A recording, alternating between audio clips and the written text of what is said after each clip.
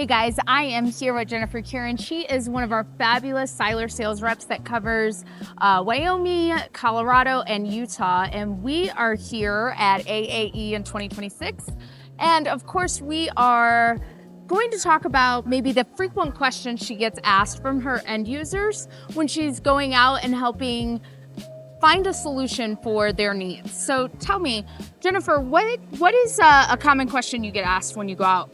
Why the Varia focus over the objective lens? Yeah, great question. So great things about an objective lens is with the typical objective lens that you get with your scope, you're in a static position, meaning it must be at a certain positioning away from your working space.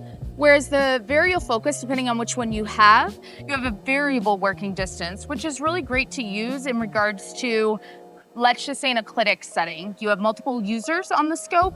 It gives that multiple functionality and not a static position. So everybody feels comfortable using it. Okay. Also, depending on the magnification that they're needing, changing out the objective lens for a varial focus can help give you different magnifications with the eyepieces that you have. Okay. What's another question? Why a microscope over loupes? Using my old loupes. Oh, that's a great one. So what I always tell people is ergonomics. Even if you have those ergo loupes, it's still only giving you one viewing point. Where with a microscope, you actually have a much larger viewing circumference. Not only that, you can add upgrades like an extender rotator that helps allow a greater extension, but being able to move.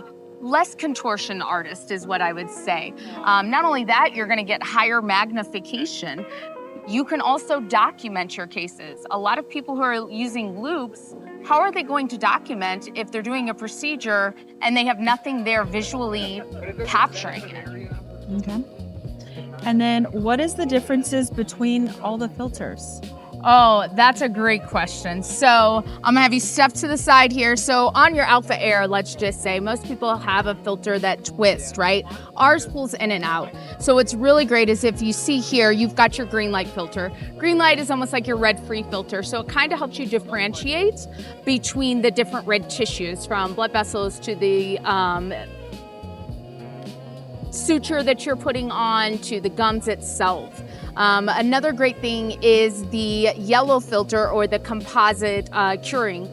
So what's really great is when you're doing composite treatments, it allows that curing process to slow down because these lights are hot. It will keep it going and not allow you to properly place it. So filters are also a very great addition when doing those procedures for these guys.